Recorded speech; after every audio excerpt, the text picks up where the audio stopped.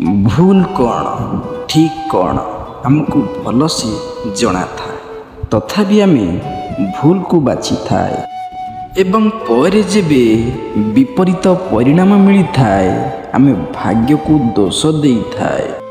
सबु एई कर्मर खेल कर्म जेपरी भाग्य सेपरी हेबो।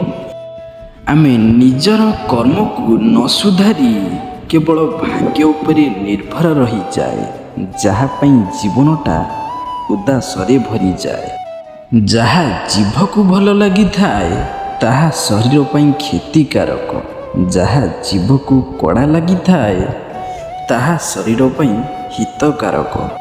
सेपरी जहा शरीर को कष्ट दे थाए ताहा शरीर को मजबूत करी थाए।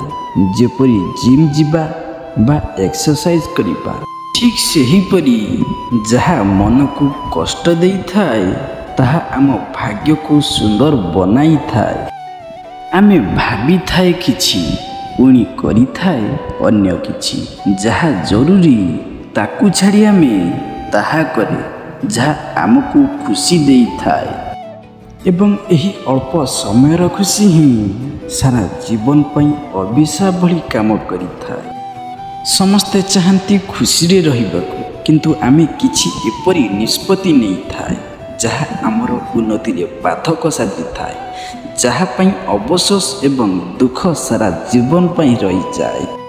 आमे एहा भी चाहि थाए कि आम जीवन भलरे करू माने एबे जेमिति जीवन बंचुछे आउ टिके भलसे जीवन बिताइबा पाई। किंतु गोटिए प्रश्न निश्चय निजको पचार, कौन आम एपरी किछि करुछे जेपरी आम जीवन सतरे भलरे कटि पारिबो ना आमे केवल एबेर खुशी विषय चिंता करुछे।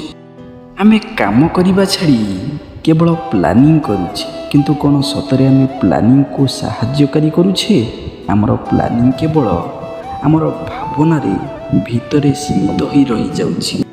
जेपरी आमे सुंदर एवं फिट करिबा को चाहुछे बट जिम जाउने कि एक्सरसाइज करूने, परीक्षा रे टॉप करिबा को चाहुछे बट पाठ ठीक से पढुने, पैसा रोजगार करिबा को इच्छा अछि, धनी हेबार इच्छा अछि किंतु काम करूने। सबु कर्मर खेल, कर्म कर फल निश्चिंत मिले।